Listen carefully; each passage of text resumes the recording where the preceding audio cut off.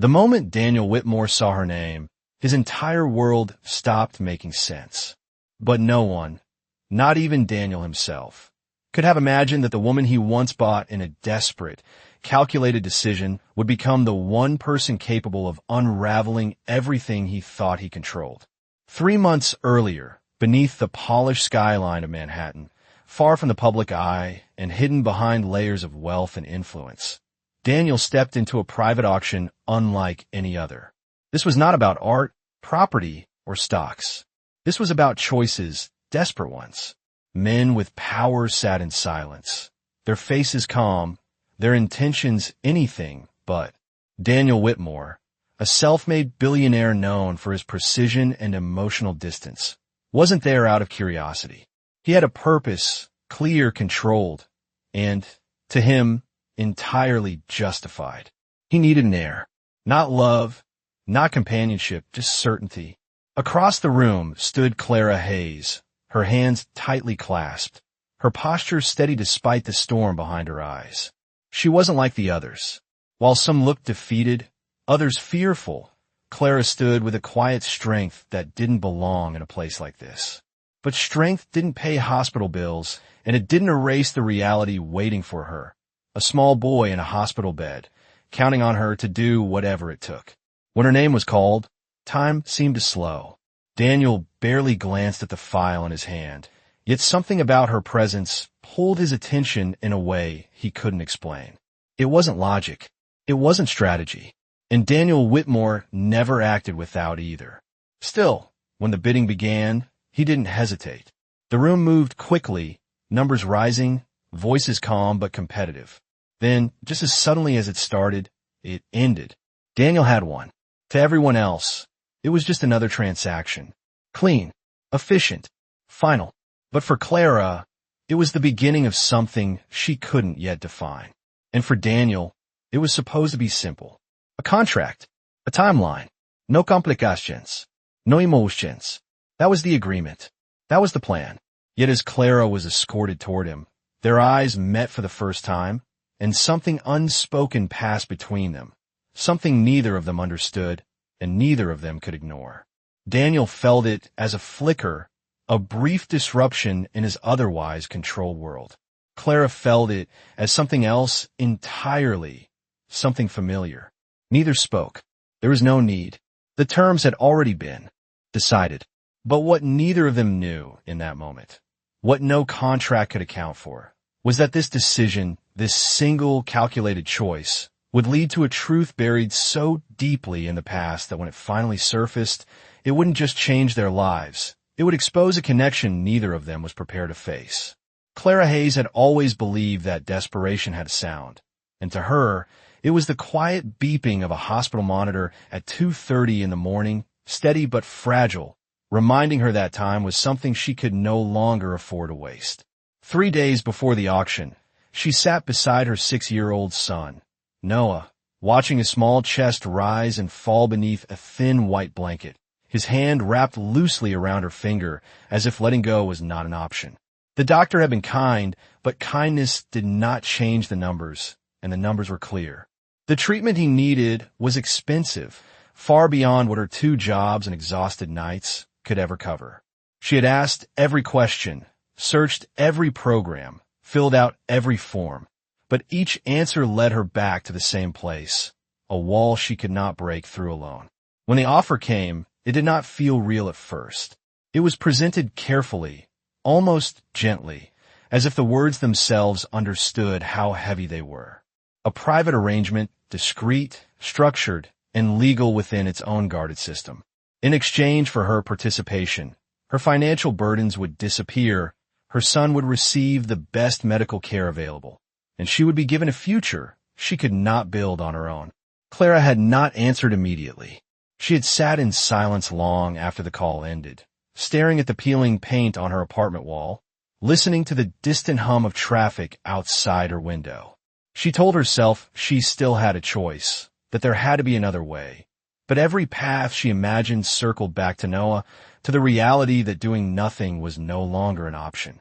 The night before the auction, she barely slept. She packed a small bag, not because she expected comfort, but because it gave her something to control. She folded Noah's favorite blue sweater and placed it inside, even though he would not be with her, a quiet promise that she would come back for. And no matter what it took. At dawn, she stood outside the hospital for a long moment, watching the early lights stretch across the empty parking lot, and allowed herself one breath of hesitation before letting it go. By the time she entered the building where the auction would take place, Clara Hayes was no longer searching for alternatives. She was making a decision. Back in the present, as the car carrying her away from that hidden world moved through the wide, clean streets toward Daniel Whitmore's estate, Clara kept her eyes forward, her expression calm, but her thoughts steady and deliberate. She had agreed to the terms, but she had not surrendered herself. There was a difference, and she held on to it tightly. Daniel, seated across from her, reviewed documents on his tablet with the same composed focus he brought to every business deal, but for the first time in years, his mind drifted. It was not her situation that unsettled him. He had seen desperation before, negotiated with it, built entire empires around understanding it. No, what unsettled him was the way she carried herself, as if she had chosen this path not out of weakness, but out of strength. When the car finally slowed as iron gates opened ahead, revealing a sprawling estate that stretched across several acres, Clara took in the view without reaction. Wealth did not impress her. It never had. What mattered was what it could do and what it could save. As the gates closed behind them, sealing off the world she once knew, Clara made a quiet promise to herself, one that no contract could erase. She would endure whatever came next, not for the man beside her, not for the life waiting beyond those doors, but for the small boy counting on her to come back home. The moment Clara stepped inside Daniel Whitmore's estate, she understood that this was not just a house. It was a world designed to keep everything under control, every detail precise, every movement anticipated, every outcome calculated long before it happened. The ceiling stretched high above her, sunlight pouring through floor-to-ceiling windows that overlooked acres of perfectly maintained land, and yet none of it felt warm. It was impressive, yes, but it was also distant, like a place meant to be observed rather than lived in. A woman in a tailored suit approached them with a polite but practiced smile, introducing herself as Evelyn, the estate manager, her tone calm and efficient as she welcomed Clara and immediately shifted into outlining expectations, schedules, and accommodations. Clara listened carefully, not interrupting, not reacting, storing every detail the same way she had learned to do when life forced her to survive on awareness alone. Daniel remained beside them only briefly before excusing himself, his attention already moving back to work, to structure, to the world he understood. Before leaving, he paused just long enough to meet Clara's eyes again, and for a second, something unspoken passed between them. Not tension, not curiosity exactly, but something closer to recognition that neither of them could explain. Then he was gone, and the air shifted back into something controlled and distant. Clara was shown to her room, a space larger than her entire apartment, filled with soft, neutral colors, carefully chosen furniture, and a view that stretched beyond what she could take in at once. A tray of fresh food had been prepared, untouched, waiting for her, but she did not move toward it. Instead, she set her small bag down on the edge of the bed and stood still, letting the silence settle around her. This was real now.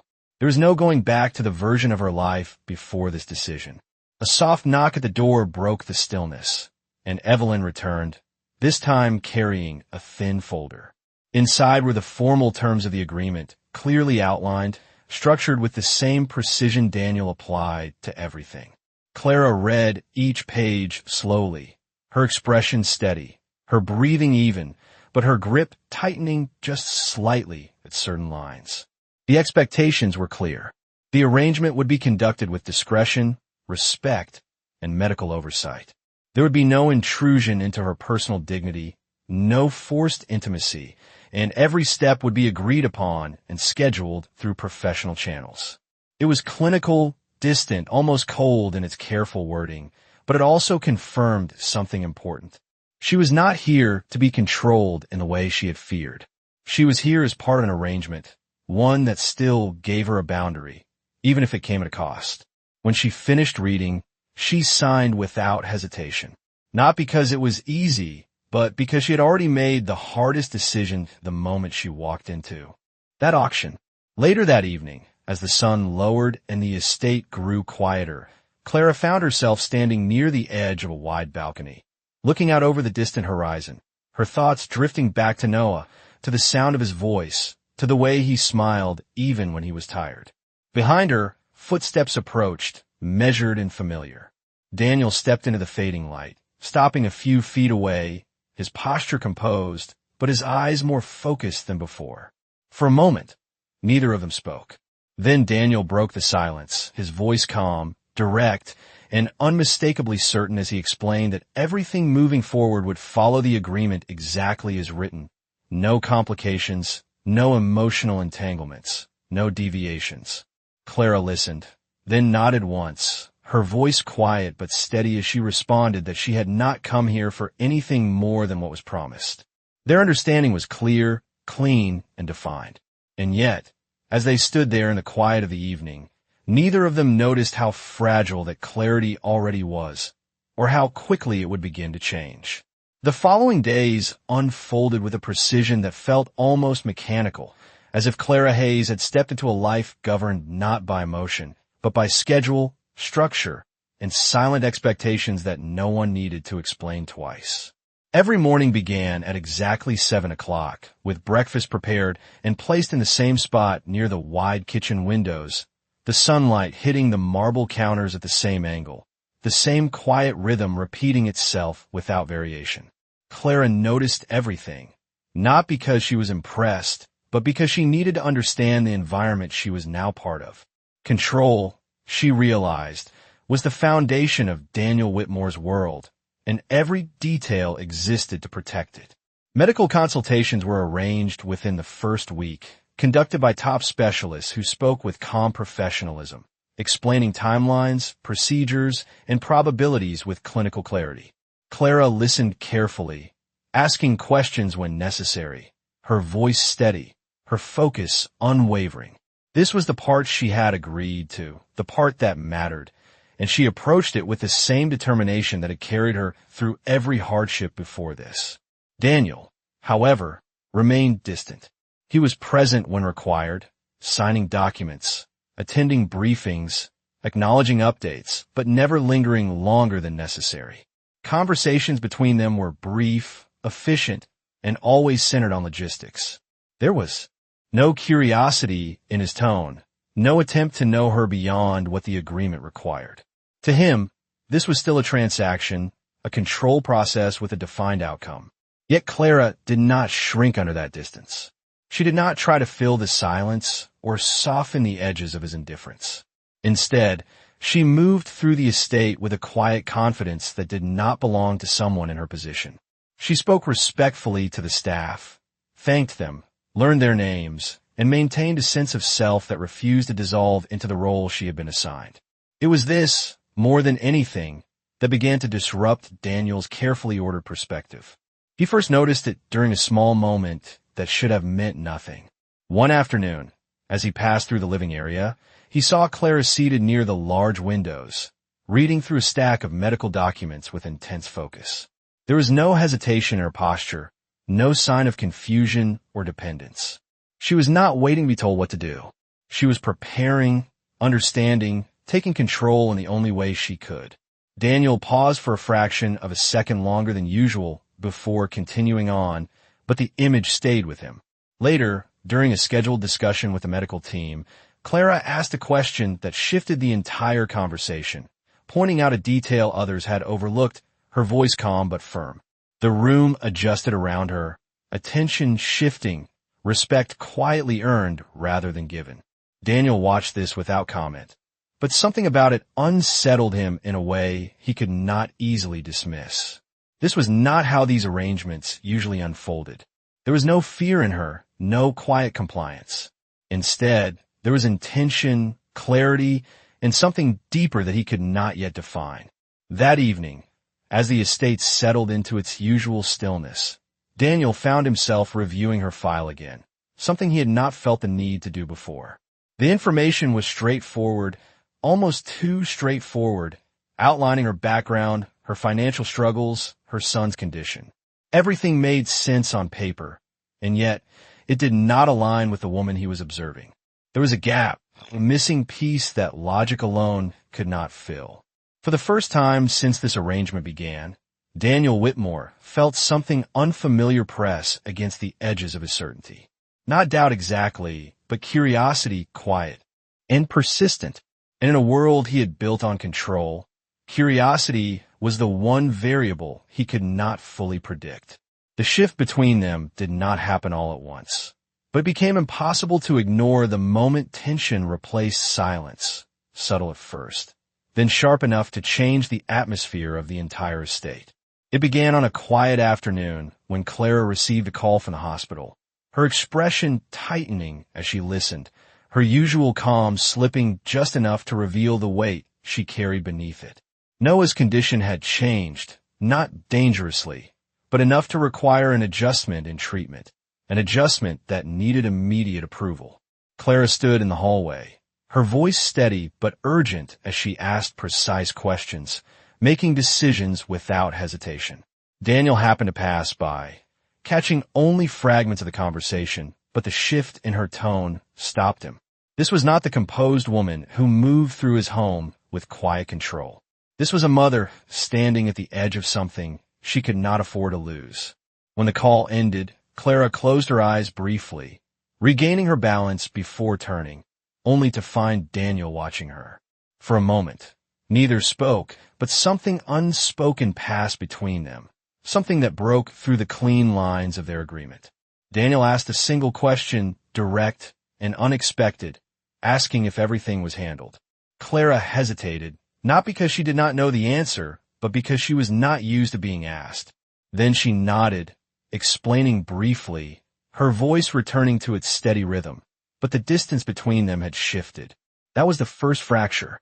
The second came later that evening, sharper, more undeniable. During a routine review with the medical team, one of the specialists suggested a timeline that would require Clara to remain on the estate without interruption for several weeks. It was a reasonable recommendation from a clinical perspective, but Clara's reaction was immediate. She refused, not emotionally, not loudly, but with a firmness that halted the room. She explained that she needed to see her son, that no agreement, no matter how carefully structured, would separate her from him completely. The room grew quiet, the professionals exchanging uncertain glances before turning to Daniel, expecting him to enforce the terms. And for a brief second, the old pattern held. Daniel's posture remained composed, his expression unreadable, weight of authority resting entirely with him.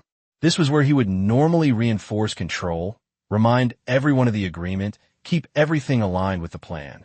But something in Clara's voice, something in the way she stood her ground without fear, disrupted that instinct. He studied her for a moment longer than necessary, then made a decision that surprised even himself. He adjusted the plan. Arrangements would be made for her to visit her son under controlled conditions. Transportation provided, schedules adapted. The room shifted instantly, tension dissolving into quiet acceptance. But the impact of that moment remained. Clara looked at him, not with gratitude, but with recognition, as if she understood what it had cost him to bend the structure he had built so carefully. That night, as the estate settled into silence once again, Daniel found himself unable to return to his usual routine. He stood in his office, looking out over the darkened grounds, replaying the moment in his mind, analyzing it as he would any decision, searching for logic, for justification. But this time, the answer was not clear. Across the house, Clara sat by the window in her room, her phone resting in her hand after speaking with Noah, her expression softer now, but her thoughts just as focused. She had entered this world prepared to endure, to survive, to leave unchanged. But something had shifted, something small but undeniable. The man she had expected to remain distant had made a choice that did not fit the role she had assigned him. And for the first time since this arrangement began, both of them were no longer operating entirely within the boundaries they had set. The following week introduced a quiet but undeniable change, not in what was said, but in what was noticed, in the small details that neither Daniel nor Clara could ignore anymore, even as both of them tried to maintain the structure they had agreed upon. Clara's visits to the hospital were now part of a carefully arranged schedule, each trip coordinated with precision, a driver waiting, security discreet but present, every variable accounted for. Yet no amount of control could replicate what mattered most to her, and each time she returned, there was a subtle shift in her expression, a mix of relief and lingering concern that she carried back into the estate like something invisible but heavy. Daniel began to notice the pattern. He told himself it was irrelevant, that her emotional state did not affect the agreement, but his attention lingered longer than it should have. One evening, as Clara returned later than usual, Daniel happened to be in the main hall, reviewing a call on his phone when the door opened. He looked up without thinking, his gaze immediately catching the way she paused just inside the entrance, as if leaving part of herself behind before stepping fully back into his world. There was something in that moment that felt familiar, though he could not place it. Clara greeted him with a simple nod, her voice calm as she confirmed that everything at the hospital was stable for now, but Daniel did not respond immediately. Instead, his attention shifted to something small, almost insignificant at first glance. A thin bracelet rested on her wrist, worn and slightly faded, the kind of object that held meaning rather than value. It should not have mattered, but something about it unsettled him. Later that night, the image stayed with him, resurfacing in fragments as he sat alone in his office. He tried to dismiss it, to return his focus to numbers, projections, decisions that had clear outcomes, but his mind resisted.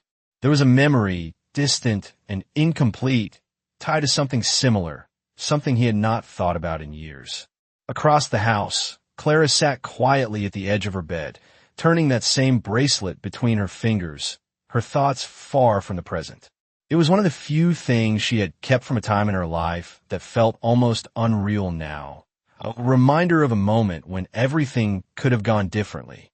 She had not expected it to matter here, not in a place like this, but something about the way Daniel had looked at it earlier made her pause.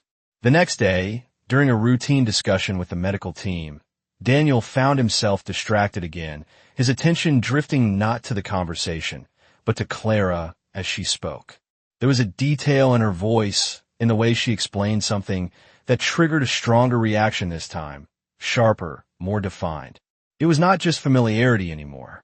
It was recognition trying to surface, pushing against a memory he had long buried. After the meeting ended, Daniel made a decision he would not have made before. He asked for a deeper review of Clara's background, not the standard file he had already seen, but something more thorough, something that might explain the growing sense that there was more to her story than what had been presented. As the request was set in motion, Daniel stood alone for a moment, the quiet of the room pressing in around him as a single thought settled into place, clear and unavoidable. This was no longer just about an agreement. Something in his past was beginning to move, and somehow, Clara Hayes was at the center of it. The report arrived earlier than expected, delivered with the same efficiency that defined everything in Daniel Whitmore's world. But this time, as he opened the file, there was a hesitation he could not explain, a brief pause before logic forced him forward. The contents were detailed, far more extensive than the initial profile, tracing Clara Hayes' life back years beyond what he had previously reviewed, mapping out addresses, employment records, medical history, and fragments of a past that had never seemed relevant until now. At first, nothing stood out. Everything aligned with what he already knew, a life shaped by financial struggle, resilience, and a series of choices made under pressure. But then, a single entry caught his attention, subtle and almost easy to overlook, a location tied to a date that did not fit the rest of the timeline. Daniel leaned back slightly, his focus narrowing as he read it again. Then again, the quiet room around him fading as something deeper began to surface. It was a small town, one he had not thought about in years, a place connected to a chapter of his life he had deliberately left behind. The memory did not come all at once. It started as a feeling, a distant echo of something unresolved, something unfinished. And then, without warning, it sharpened. A rainy afternoon, a broken-down car on the side of a long, empty road.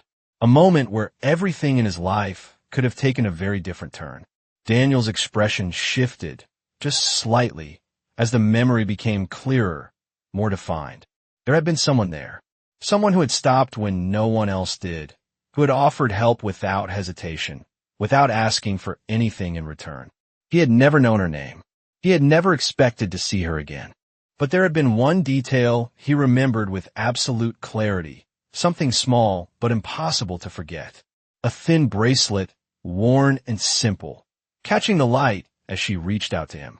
The same bracelet he had seen on Clara's wrist. The realization did not settle gently. It hit with a quiet force, rearranging everything he thought he understood about the present. Daniel stood up abruptly, the file still in his hand as he moved toward the window, his reflection staring back at him with a rare loss of certainty. This was not coincidence. It could not be. Across the estate, unaware of the storm beginning to form, Clara walked slowly through the garden, her thoughts focused on Noah, on the next visit, on the steady rhythm she had built to keep herself grounded. She did not see Daniel approaching until he was already there, his presence more intense than usual, his composure intact but strained at the edges. When their eyes met, something was different. There was no distance now, no calculated neutrality. There was recognition, sharp and searching. Daniel spoke her name, not as part of an agreement, but as a question, his voice lower, more deliberate. He asked her where she had been years ago, in that town, on that specific day. Clara froze, not in fear, but in surprise, her mind racing through memories she had not expected to revisit. For a moment, she said nothing, studying him, trying to understand why this question mattered now. Then, slowly she answered. And in that answer, in the quiet confirmation of a past neither of them had connected until this moment, the final barrier between what was planned and what was real began to collapse. Because the woman Daniel had brought into his life, as part of a controlled arrangement, was not a stranger at all. She was the one person who had once changed his life when he had nothing to offer in return, and now, standing in front of him again, she held a truth that would make everything he had built feel suddenly uncertain. The air between them changed in a way neither of them could ignore, as if the truth that had just surfaced had quietly rewritten every moment that came before it, stripping away the distance that once made everything simple. Clara stood still, her eyes locked on Daniel, searching his expression for clarity, for understanding, but what she found instead was something far more unsettling, something raw and unguarded that did not belong to the man she had come to know. Daniel, for the first time since she had entered his world, looked uncertain, not weak, not lost, but shaken in a way that disrupted the careful control he had built over years of discipline and distance. He repeated the detail again, the roadside, the rain, the broken-down car, his voice quieter now, as if speaking too loudly might break the fragile connection forming between memory and reality. Clara's breath caught slightly as the pieces aligned, her own memories shifting into place with a clarity she had not expected. She remembered that day. She remembered stopping when others had passed by, remembered offering help without thinking twice, because at the time, it had not felt like a decision. It had simply felt right. She had never asked who he was, never imagined that the man she helped would one day stand in front of her like this, holding power over a situation neither of them had planned. For a moment, silence settled between them, heavy but not empty, filled with everything they were both beginning to understand. Then Clara spoke, her voice steady but layered with something deeper now, something that carried both recognition and quiet disbelief. She asked him if he had known, if any part of this had been intentional. Daniel's answer came without hesitation, firm and direct. No, there had been no manipulation, no hidden agenda. He had not recognized her at the auction, had not connected the memory until now. And yet, The truth did not make the situation easier. If anything, it made it more complicated, more difficult to contain within the boundaries they had agreed upon. Clara looked away briefly, her thoughts moving quickly, recalibrating everything she had accepted as fixed. She had entered this arrangement believing she understood the roles, the power, the distance. But now those lines were blurred. The man who had once been a stranger in need, someone she had helped without expectation, was the same man who had later made a decision that placed her in a controlled agreement. The contrast was impossible to ignore. Daniel took a step closer, not out of authority, but out of something far less familiar to him, something that resembled urgency. He told her that this changed things, that it could not remain just a transaction anymore. But even as he said it, there was uncertainty in his voice, as if he was stepping into a space he did not fully understand. Clara met his gaze again, her expression calm but resolute, and in that moment, she set a boundary that was stronger than any contract. She told him that for her, nothing had changed about why she was there. Her son still needed her. The agreement still served a purpose, and whatever connection existed between their past and present did not erase the reality she was facing. Her words were not cold, but they were clear, grounded in a truth that Daniel could not argue with. And yet, as the silence returned, it no longer felt controlled. It felt fragile, as if something essential had been exposed, something that could not be placed back into the structure it came from. That night, neither of them returned to who they had been before that conversation. Daniel remained in his office long after the lights of the estate dimmed, staring at the file that no longer felt like a set of facts, but like a reminder of a moment he had never properly understood until now.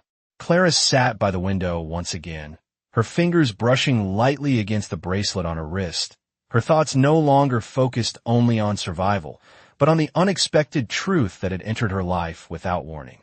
And somewhere between them, the agreement that once defined everything began to feel less like a foundation and more like something that could break at any moment. The next morning arrived without announcement, but everything felt different, as if the truth revealed the night before had quietly shifted the direction of both their lives in ways neither of them could reverse. Daniel Whitmore stood at the edge of the wide glass windows in his office, watching the early lights stretch across the estate. But for the first time in years, the view did not bring him clarity. It brought questions, the kind he could not solve with strategy, money, or control. Across the house, Clara Hayes prepared to leave for the hospital, her movements calm, deliberate, but her thoughts heavier than before, no longer focused only on survival, but on the connection she could no longer ignore. When she stepped into the main hall, she did not expect to see Daniel already waiting. He was dressed as usual, composed, precise, but something in his posture had changed. He was not there by coincidence. He had been waiting for her. For a moment, neither spoke, the silence filled with everything that had yet to be resolved. Then Daniel broke it, not with authority, not with instruction, but with something far more unfamiliar.